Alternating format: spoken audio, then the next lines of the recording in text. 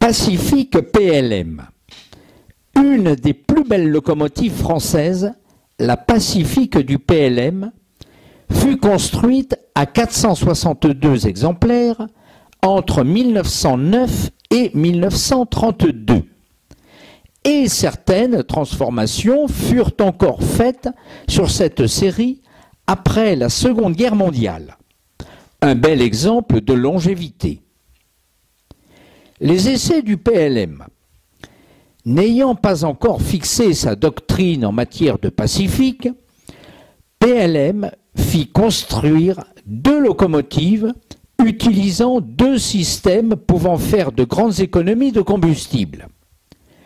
L'une, la 6001, était une compound à 4 cylindres dont les 2 cylindres HP attaquaient le 2e essieu, moteur, et les 2 cylindres BP, le 1er essieu.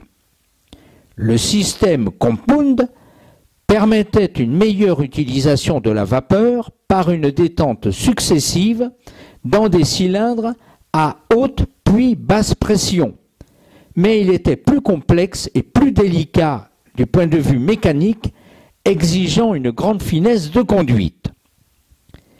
L'autre, la 6101, n'était pas une compound, mais une machine à simple expansion, dont les 4 cylindres étaient disposés en batterie, c'est-à-dire côte à côte dans l'axe du bogie avant, et dont la chaudière était dotée de la surchauffe de la vapeur.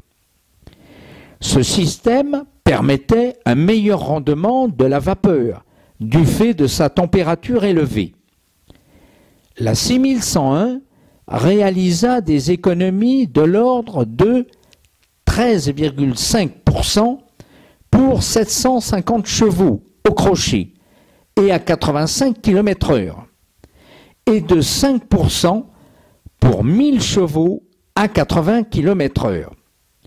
En fin de compte, la 6001 fut munie elle aussi de la surchauffe et réalisa des économies de 31% de charbon et de 30% d'eau.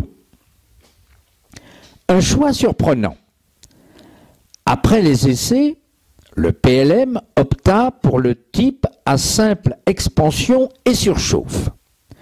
Ce choix surprenant d'une locomotive moins évoluée et moins performante sur le plan des économies s'explique par des craintes de dépenses d'entretien et de réparation et par une confiance mesurée dans les aptitudes des équipes de conduite en face d'une locomotive complexe.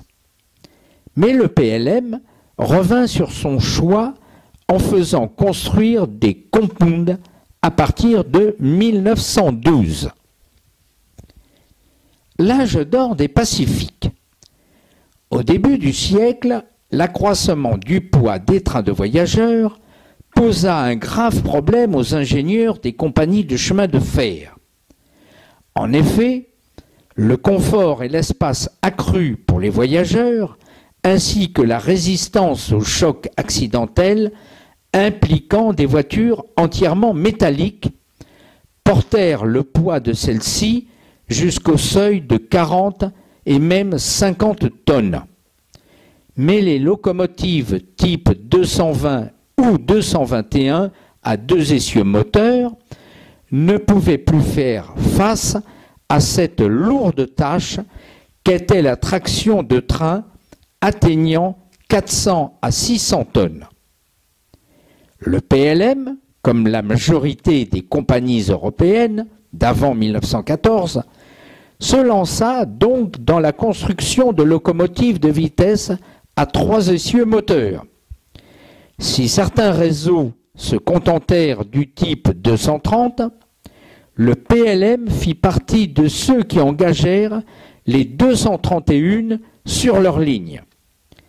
Surnommée Pacifique par les Américains, la locomotive à disposition d'essieux 231, un bogie à 2 essieux avant, 3 essieux moteurs, un essieu porteur arrière, devint très vite le type même de la locomotive de vitesse et de prestige des années 20 à 60, bien que certaines compagnies durent passer au type 241 dès les années 1930.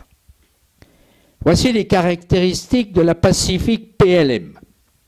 Longueur totale 13,99 m, masse totale 93 tonnes, surface de la grille du foyer 4,25 m, diamètre moyen de la chaudière 1,68 m, diamètre des cylindres HP 390 mm, diamètre des cylindres BP 560 mm, course des pistons 650 mm et sa vitesse maximale 130 km/h.